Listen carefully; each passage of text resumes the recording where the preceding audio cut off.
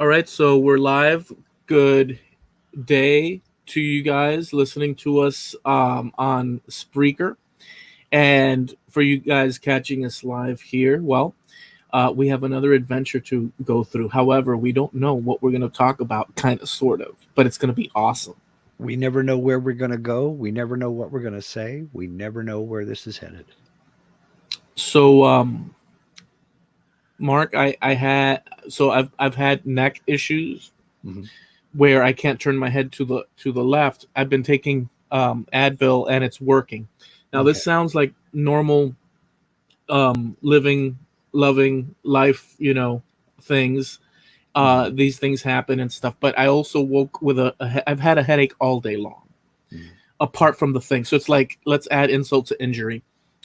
And it got me to thinking, it's not a far stretch to start thinking about headaches, neck, injury. How about injuries that we've experienced that might be on the verge of dumb mistakes or things that I have plenty of them, and I'm sure that you have a handful, perhaps.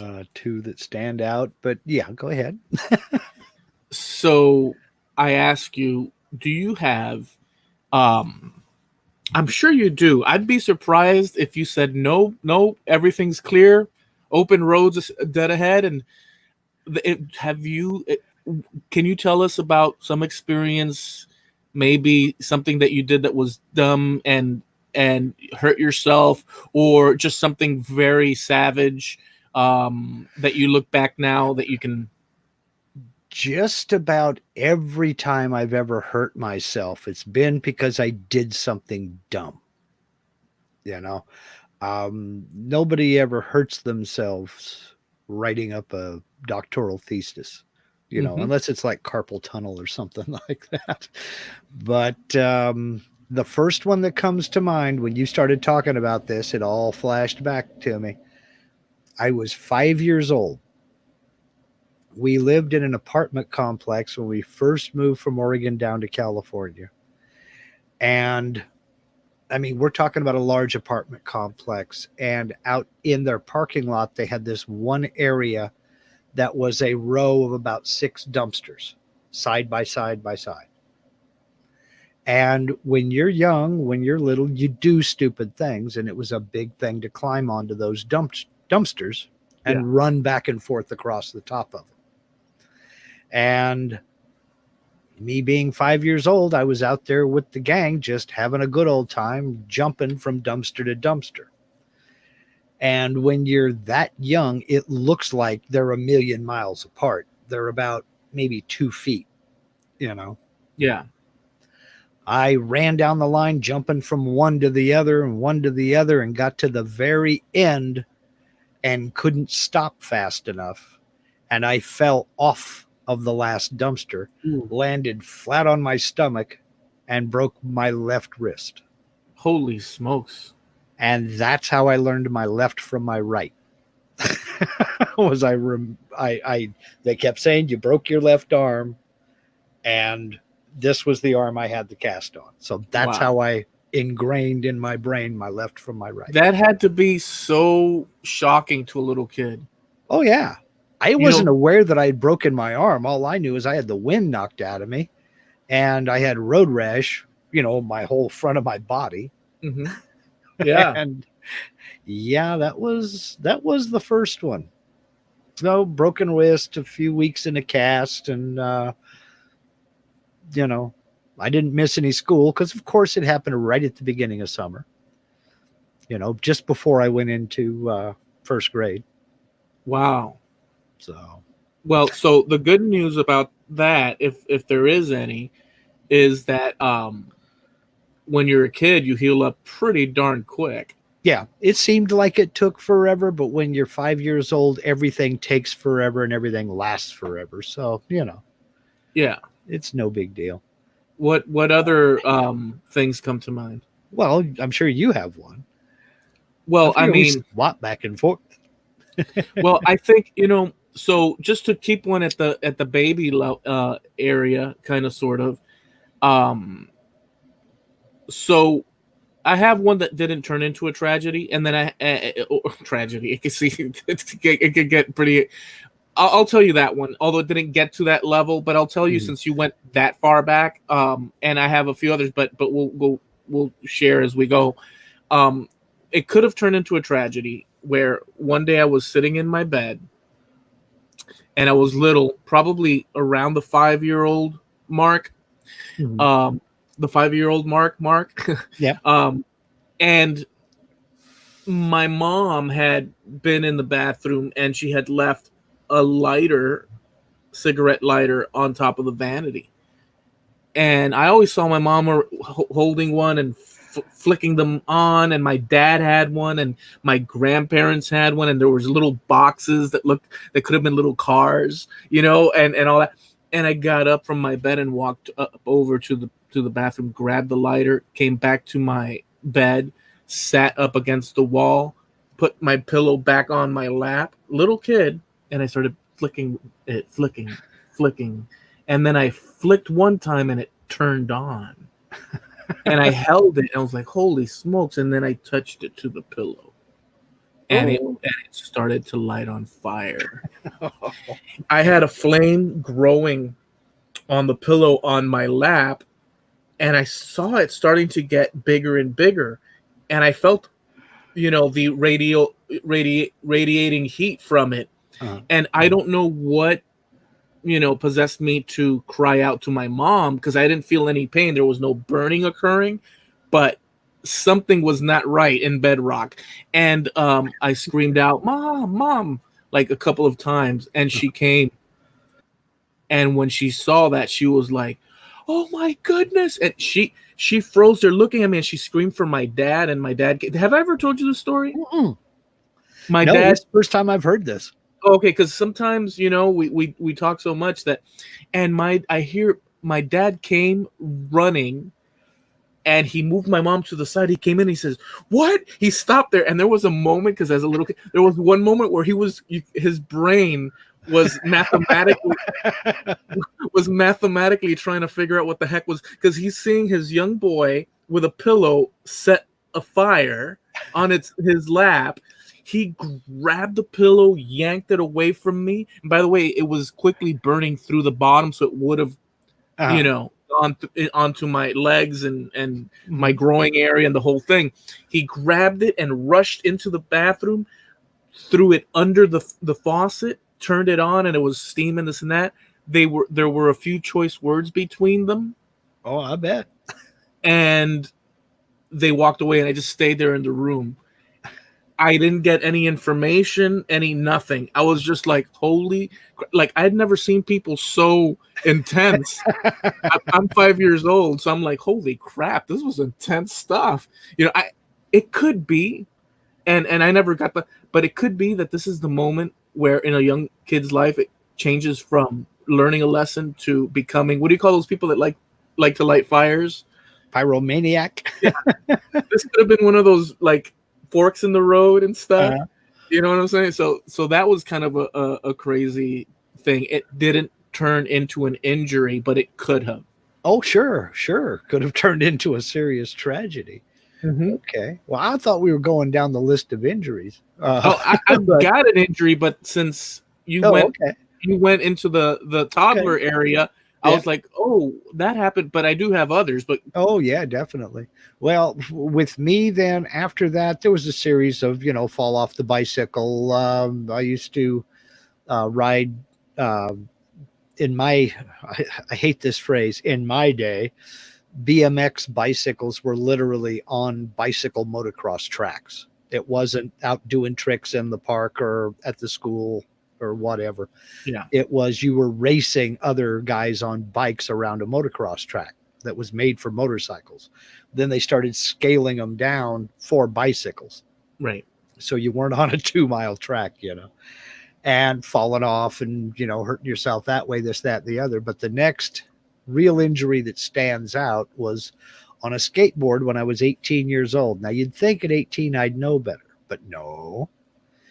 We lived on a dirt road, and we got word some months out, or close to a year out, that they were going to pave our street. We were all happy about that. And the day they paved it, we lived, okay, where we lived, you kind of went up a small hill and then you had our road. And there was a cross street about 2 houses down from our house. And it came down a hill across our road, then down a hill again. Nice. So we were out there skateboarding on it, me, my brother, and my cousin. And one of them gets the bright idea, let's do a catamaran down the hill and see how fast we can get going. Pretty fast. So the 3 of us sit down on our skateboards sideways to them. My brother and my cousin, my cousin's in the middle. They're facing each other. I'm behind my cousin. I got my feet on his skateboard. My brother has his feet on my cousin's skateboard. My cousin has his feet on my brother's skateboard. We're all 3 sitting down side by side by side. That's going to be a nightmare. Yeah. We come down the hill and get to our road. And as we get to our road, that transition from the hill to the flat part of our street, my board kind of flexed a little bit and I bounced up. Well, when they pave a road that was formerly dirt, there's still some residual gravel there. Mm-hmm. My skateboard stopped. Oh, wow.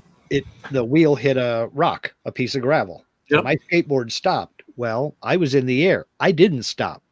I came down on fresh asphalt and gravel, and they kept going, dragging me along behind.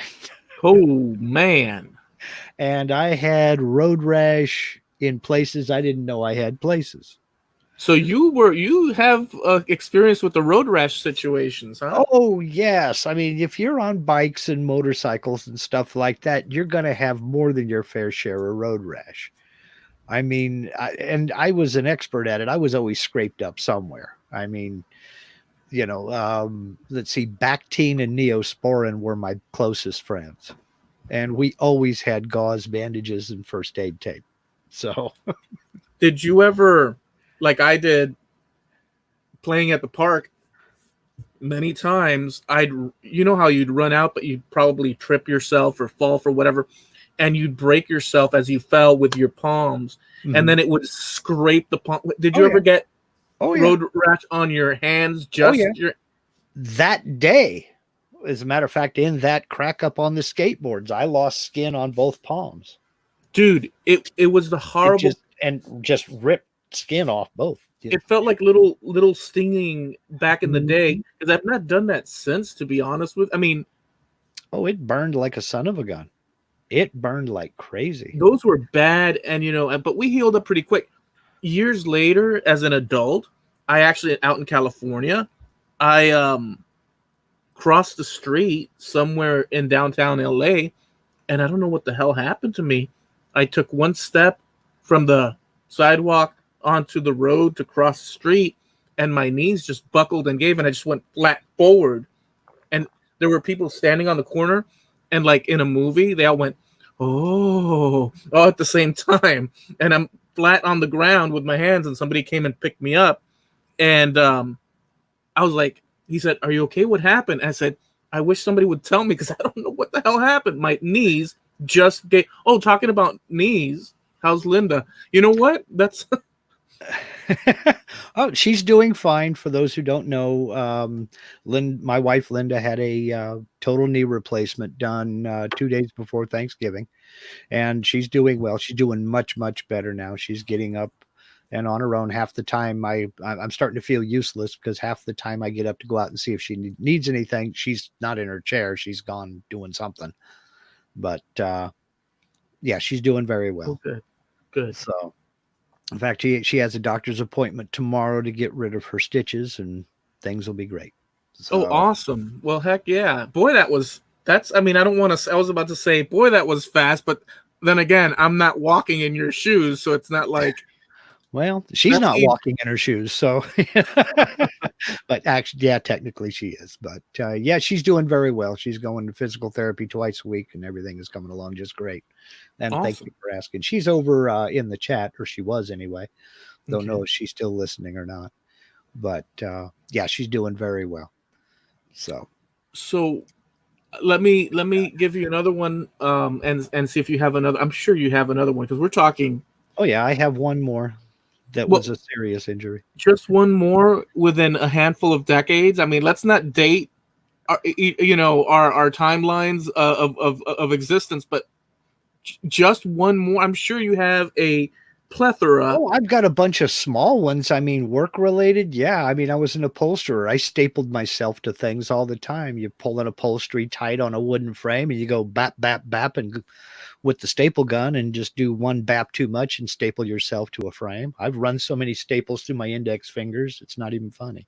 I've pneumatically nailed my my fingers before too. I've, Um, I've not done it with a nail gun, just with the flat crown staple, the wide crown staples, yeah. about quarter, well, anywhere from a quarter to 9/16 long. Okay. I So mean, so not the framing no, nailer. no, No, no. I'm saying to you that I'm not in my case, but yeah, more with the what do you call the pin nailer or not pin? What's the in between one? Brad Whatever. nailer. Yeah, Brad style, which is not fun, incidentally. Okay, I let's can just imagine. but when I was a kid, um, at school back then, I don't know, do people still bike to school? I'm not sure if that's something that kids do Oh yeah, nowadays. oh yeah, I'm sure some of them do. So we used to bike to school, Mhm. and my mom wasn't keen on it much because she could picture myself biking across the road without looking. Of course. Even though we lived like 3-4 blocks away from but still, you're a little kid, Yeah. and mom's gonna protect her kid. Well, there was this bike station or like an enclosure, Mhm. and kids could put the bikes in there. They'd lock it up, and so that people wouldn't skip school. Then the school, like around 3 o'clock or whatever the time was, 2:30, they would open it up and let kids go in and get their bikes. And you secondarily, you'd chain it to some metal, conduit bars or whatever. And it was grass all around it, and it was to the far extent of the school. And so I don't know what it was. It was either it was P no, not PE. What's that, recess time? Yeah. We had recess and we had the run of the whole field and all that. And for some reason I went we with a couple of friends and we hung out next to that bike station, and I leaned back, right, against the fence, and I guess my friends got up and started playing, and I was leaning back, and I put my hands next to me, behind me, on the ground, on the grass, and they slipped behind me on the grass underneath the fence Oh, no. and locked both my hands pinned between the fence, the ground, like I was what do you call, Prisoner of war. pretty much. And I fought with that instead of screaming for help as a little kid, because I was an only child. So if I ever got into any situation, I never asked for. I kind of had to figure it out by myself.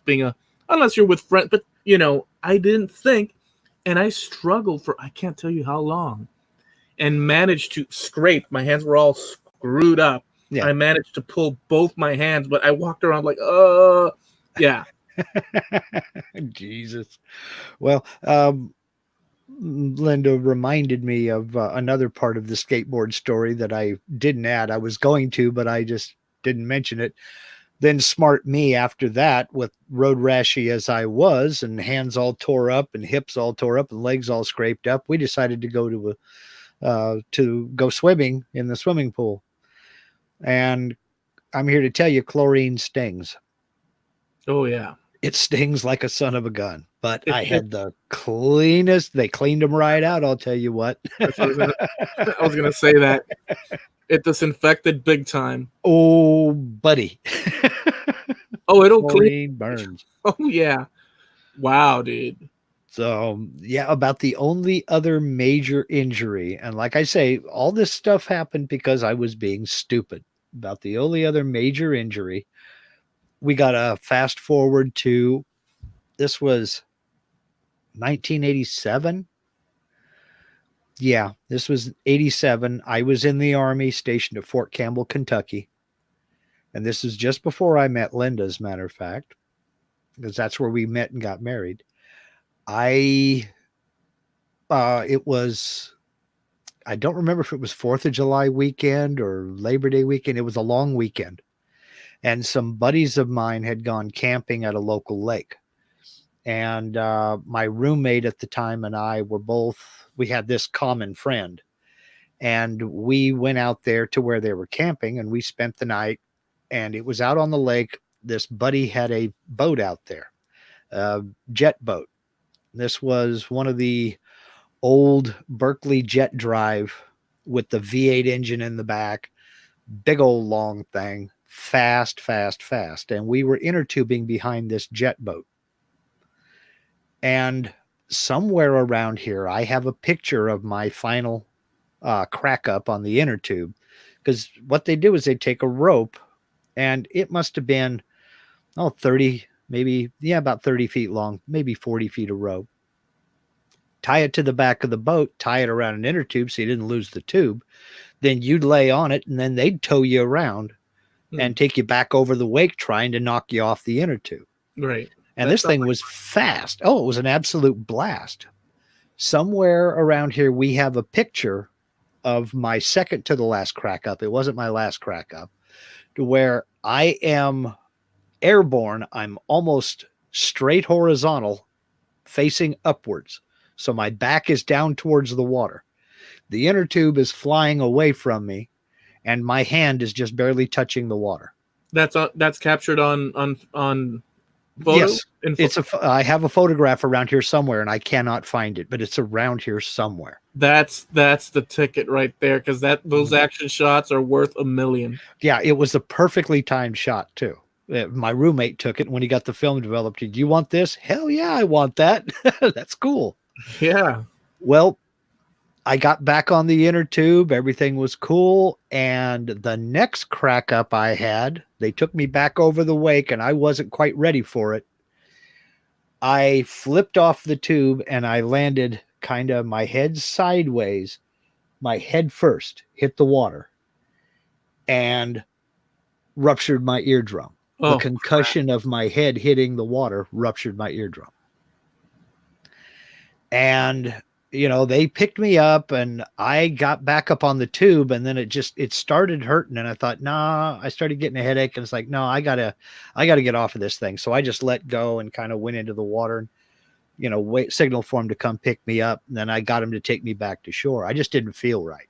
Yeah. And, I got, about 2 hours later, I got my roommate to take me back on post. I said, yeah, I got to go to the clinic tomorrow or something, man. I just want to go home and go to bed.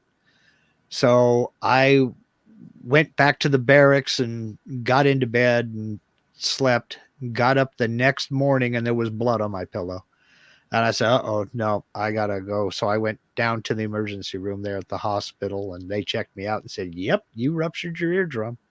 Damn. And that took a couple of months to get over.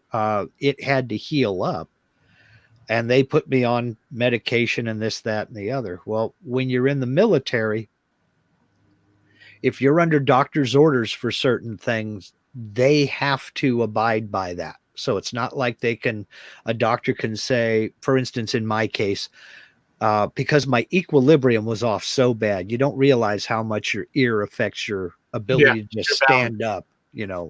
They said no working above ground level. So they had to abide by that. And I couldn't work above ground level. I could not work on aircraft at all because of the medication I was on. It impairs judgment, this, that, and the other. So basically, I couldn't really do anything but drive a broom for about 6 weeks. Wow. And walking a straight line, forget it. I mean, it was out of the question. I couldn't drive. I couldn't do anything. So I was just barely breathing for about 6 weeks before they released me from all that. Damn, that's horrible. Yeah. So I do not endorse getting a ruptured eardrum. Yeah. Balance. Um, And yeah. then it's funny, after that, it wasn't long after that. In fact, I had just come off of doctor's orders and everything was fine when I ended up going up to Canada on a mission to support Canadian forces and some National Guard members from the US. And I spent 30 days up in Canada in Newfoundland, came back and met Linda. So Oh, wow. so it wasn't long before that. And it's funny, ever since then, I don't do that kind of stupid stuff and get hurt no more. You know, there have been stupid episodes where I've gotten hurt, but not near as many. I mean, thank goodness it happens that way. I can't imagine people doing things that kids did back then. I mean, we'd be all messed up. Oh, yeah. Well, I did get knocked off my bicycle, got blown over by a semi, blown off the road. Wow. Stuff like that. But yeah, just stupid stuff. Like I said, you don't hurt yourself doing intelligent things. You hurt yourself when you get stupid. Yeah, I mean, some things are unavoidable to some extent, and other things are like totally avoidable, for goodness sakes. Oh yeah. Like we used to sit in class and kids do what they. One day I had the idea of getting a pencil because I used to push against my desk and lean my and balance my chair. Just try to keep it balanced. I had the technique where I could balance myself. And then one day I got the idea to balance myself by grabbing some number 2 pencils, putting them, I don't know why, but I put them here and here on my wrists and pushed from the desk. The rubber was on the desk and the pointy end on my wrist. And I would push back using that technique for, I don't know why. And I slipped. And the pencil lodged itself on top of my wrist. And it snapped the lead. And the lead actually tattooed my wrist. And since I was little, I've seen that tattoo I can tell how much I grew because that tattoo started right about there. And it's faded now, and it's like around here. So I could actually see, like, it's moved up the arm for the listeners. And I don't know why I did that, but I did it. Well, when you're young, you do stupid stuff. You want to put a penny in a light socket? Go ahead. I did stupid stuff like that. I was that kid where me and my brother up on the roof and he had me the umbrella and say, "Go ahead, Mark, jump, it'll work." And I was always that kid who was like, "Hey, who needs the umbrella? I just jump off anyway." We jump off and do a tuck and roll and stuff like that. I didn't care. Jump off bridge into the creek. I didn't care.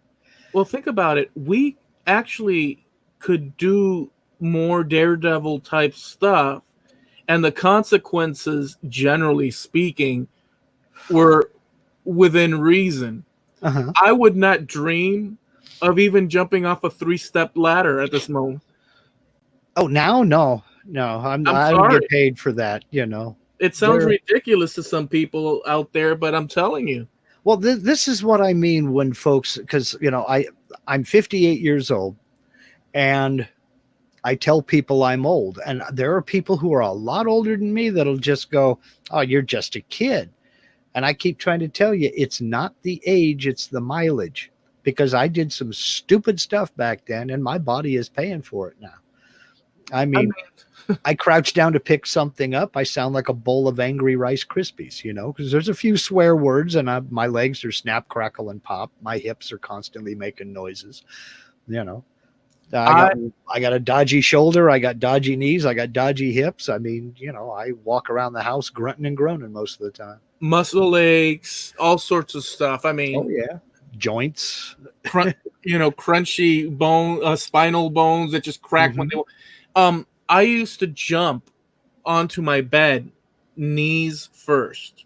Mhm. Take a starting run and jump knees first onto the bed. And one time I did that, I didn't miss the bed. I landed on the edge of the bed, and my knees just slid down and landed knee first on the floor of the room. Yeah. And that one knee that I used as the anchor has never been right ever. Yep. You So dislocated something. it was, yeah. And and by the way, I don't know if you've ever walked over to like a bed or hit the corner of a furniture with your foot or your, yeah. Those are bad. Those are bad. When we were stationed in Hawaii. And so you can't injure yourself not doing stupid things. When we were stationed over in Hawaii, I was coming out of the bathroom. The way our house was laid out, you had a living room that ran the full width of the house, and a bedroom door at one end and a bedroom door at the other end. The bathroom was between the two bedrooms. So Right. you had to go through a bedroom to get into the bathroom. Okay. I was coming out of the bathroom into our bedroom. And as I came out of the bathroom, I kicked a little table that was right next to the door with my little toe. Oh, man. And I mean full stride. Whammo! I kicked that sucker. I was barefoot, of course. And I jumped around. I picked up my foot, grabbed hold of it, invented my own language, and I jumped around on one foot like that would make it better. It around does. in a circle, through the living room, through the one bedroom, through the bathroom, through the other bedroom, through the, about 4 circles, And I knew it was broken. It immediately turned purple and started swelling up. So one of the advantages of being in the military is you go straight to the clinic. They x-rayed it, and sure enough, I broke the bone. And in fact, the bone that I broke is, imagine a little rectangle, and then imagine cutting it from one corner to corner on a diagonal. It snapped the bone like that. Damn, Mark. Well, when you break a toe, there's not much they can do for it. They just stuck some gauze in between the little toe and the next toe over and buddy taped them together and said, leave it like that for about a week and you'll be all right. Okay, fine. And so I did. They buddy taped it together. Of course, I would take it off and, to clean and then tape it all back up and everything, and some Motrin for pain, and everything was great. Cool. 2 weeks later.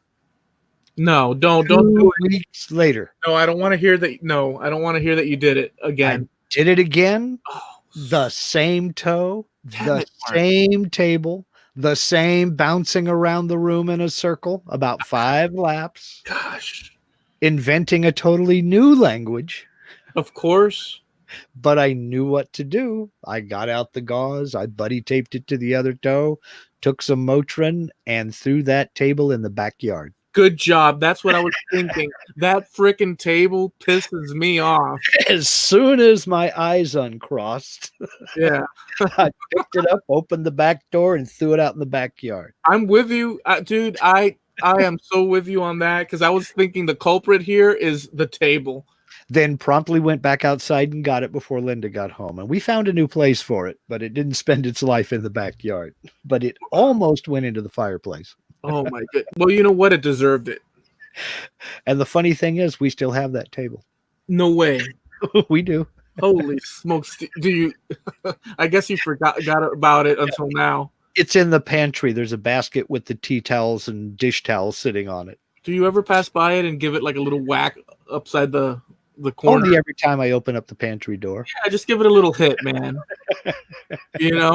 Teach that wooden table. You bastard. It's needed to be refinished for 25 years, and it's not going to happen. Yeah, let it suffer. It did enough.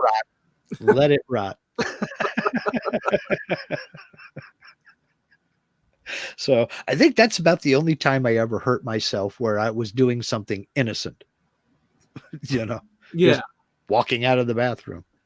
Well, I mean, stubbing the toes is just one of those things that is inevitable. It only hurts for like a year and a half. It's so horrible. And the little purple mark never goes away. I But one thing that I did, and this was early 2000s. I was driving airboats in the Everglades, and by the way, I'm editing some footage from like 2005, and I'm gonna put it out there. It's pretty cool because it shows the area and stuff, and the people.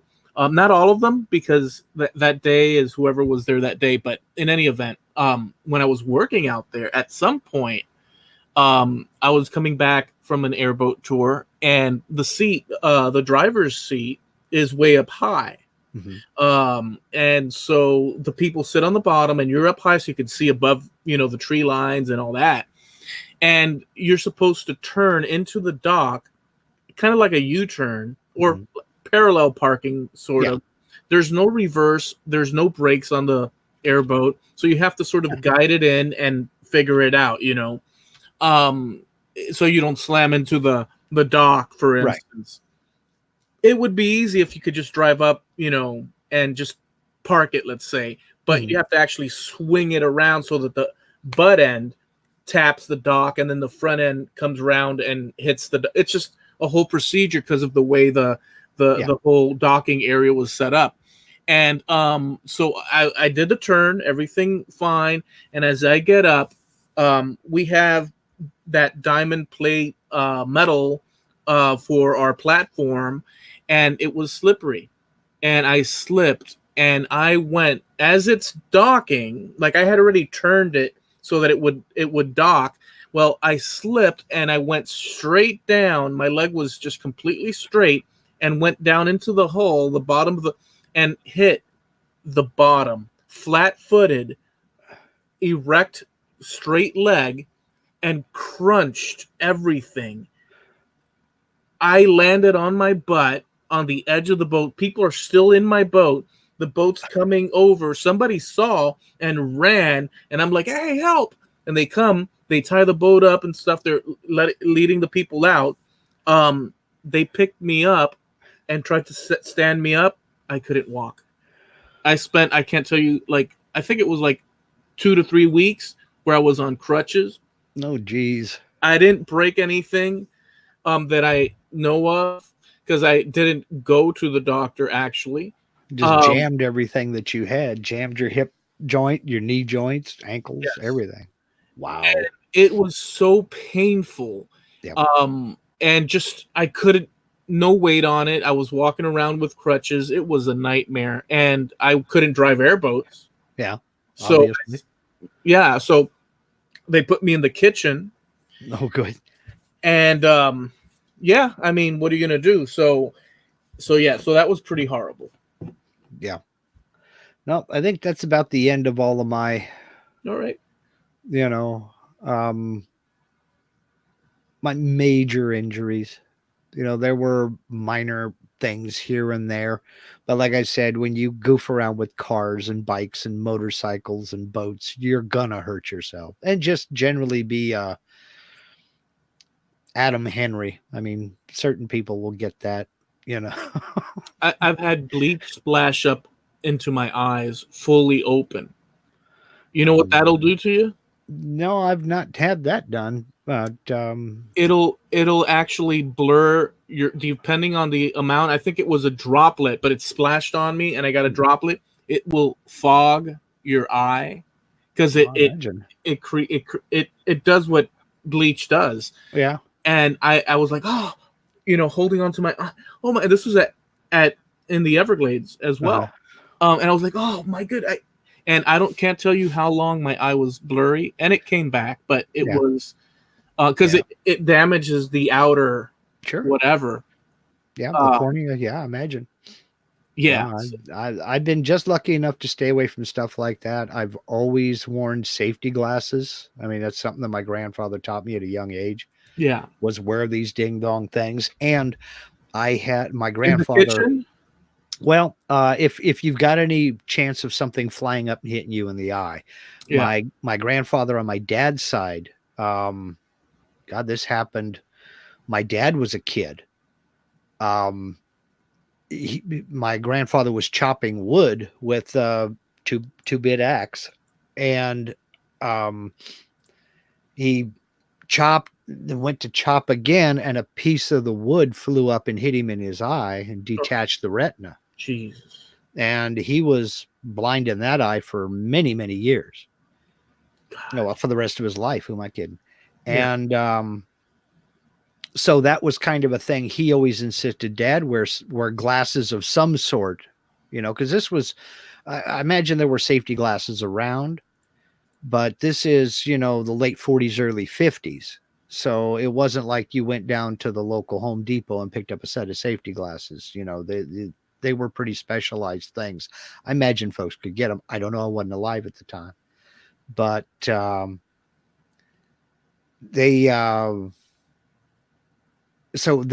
he enforced that all the time. In fact, one of the few times I can remember, I always thought my grandfather was a gruff old man and a mean old man, and he wasn't. He was actually a marshmallow. He just didn't have time for kids.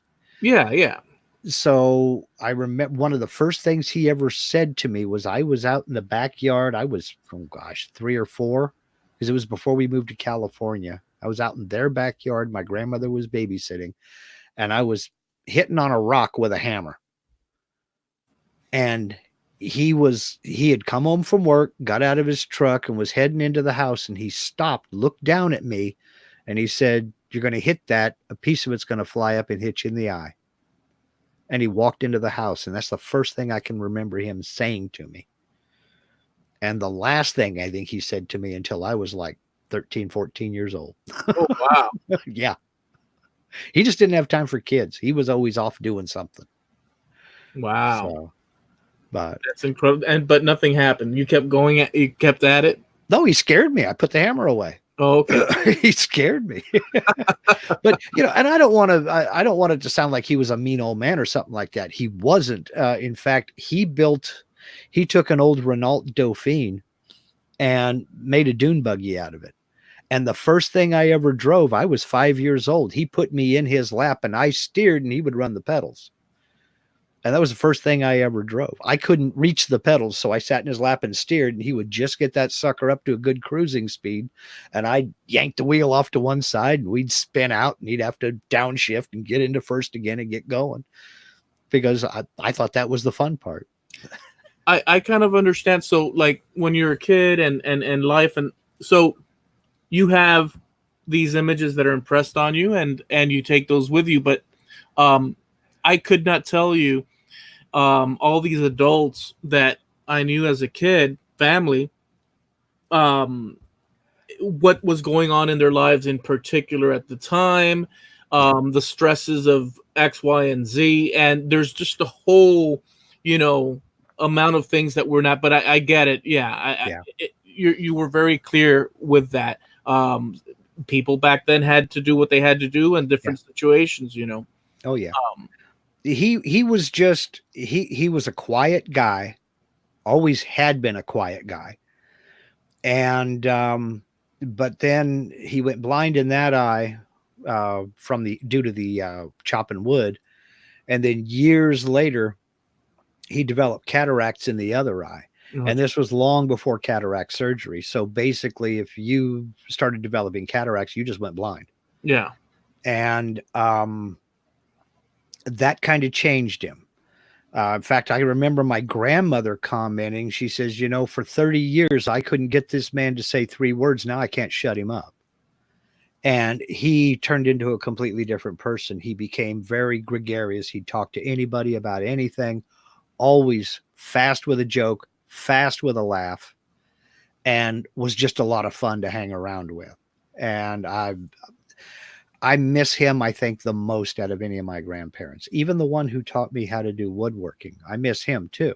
But I miss my grandfather on my father's side probably the most of any of them.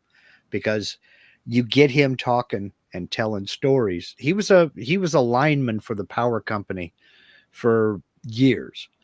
And as he told me one day, he says, you don't know the meaning of the word pain until you spend a weekend out on the houseboat with your bare feet up on the rail, getting the soles of your feet sunburnt, then put on work boots and climb telephone poles for a living. Jeez. He says every step you take is pure agony. I'm like, well, maybe you shouldn't have done that. He says, where the hell were you when I was on the boat? Yeah.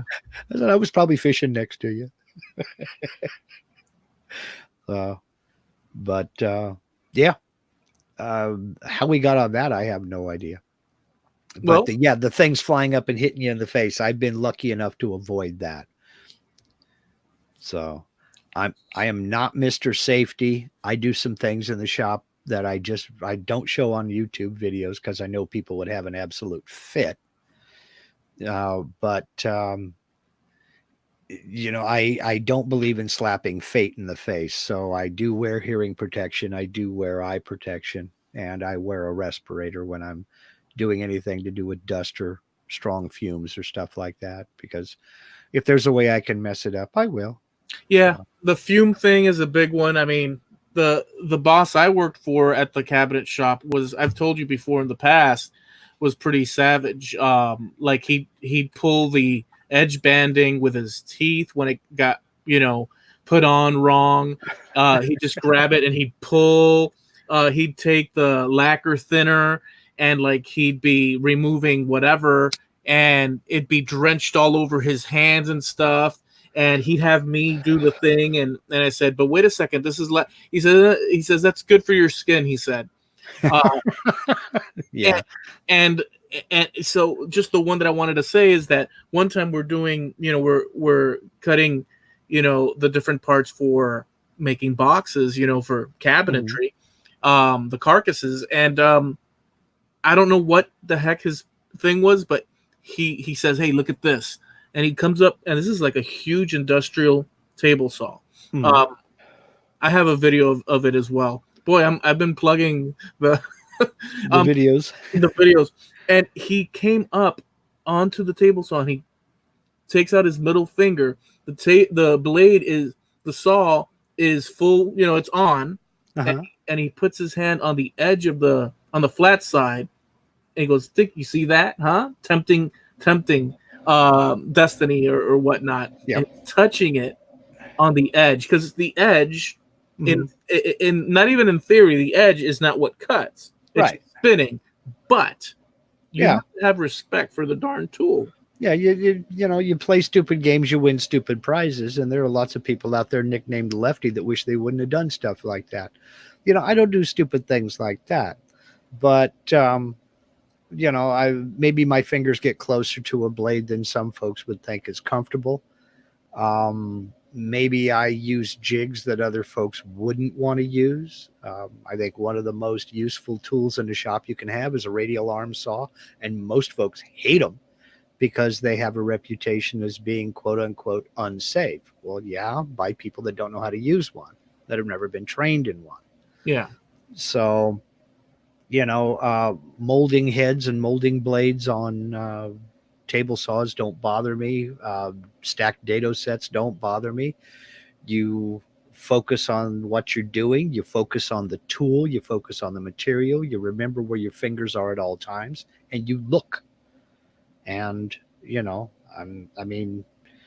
I'm not cocky about it at all. I don't get complacent because complacency kills. And that one time you're halfway through a cut and sneeze, you're just hosed, So you got to be aware of the situation. You got to be aware of where your hands are and where that blade is, and make sure the twain never meet. And Totally. It's been working for 50 years, and I can still count to 10 without using my toes. So, just treat it with respect. Do what you got to do. And if something don't feel right or you're a little bit hesitant, stop. Don't do it. Figure out another way. Or check it without the blade running. Yeah. Check your setup and then double check it. And then check it one more time before you turn it on. So you had something in mind. Do we have time for it, or probably not now, unless you want to go another hour, because it's a pretty heavy duty topic. Okay. But I saw something on the news that brought it up a few weeks back, and then me, I'm always on the internet trolling around. But it opened up a can of worms, and I was like, oh wow, let's check this out. And it's like, oh no way. So Oh, okay. but So then we'll leave that for another. preview, that's called foreshadowing, previews of coming attractions. Well, I'm curious now. We're gonna have to wait a whole week for that.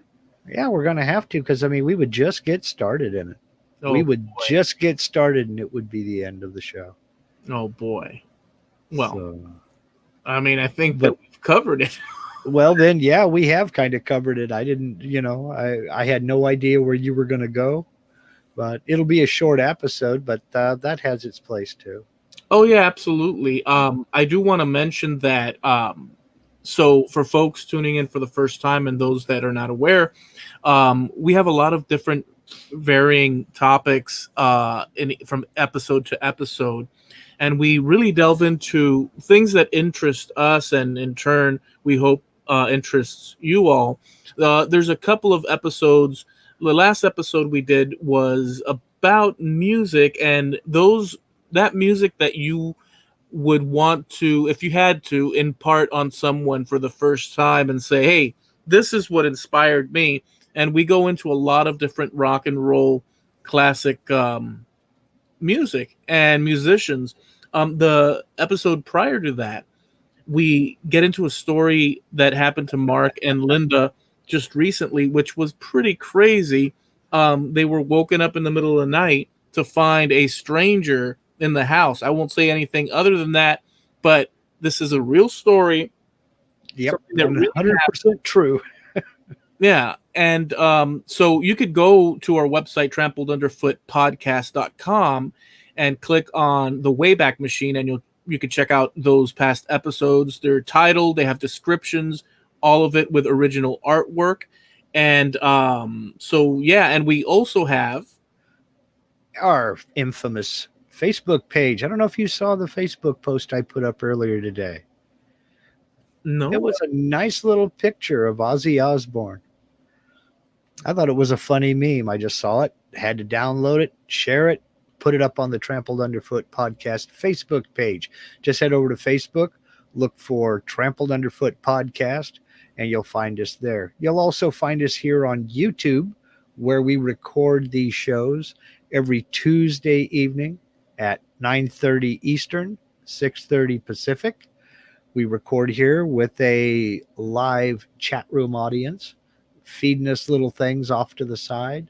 Folks like Steve Nealon over at Harneal Media, who sponsors the Trampled Underfoot Podcast.com website. We have my lovely bride, Linda Lindsay, Jim Dockerell, our resident Canuck, and Frankie CNC and Woodworking over here hanging out with us today. So come on by and check us out on YouTube. Look for the Trampled Underfoot Podcast. Join us Tuesday nights. All right. We'll catch you guys next time. Thanks for hanging with us. There were a few people came in a little bit late. There were a few good stories in the beginning, but yeah, go back and check it out if you're interested, and we will see you next week. Have a good one, y'all.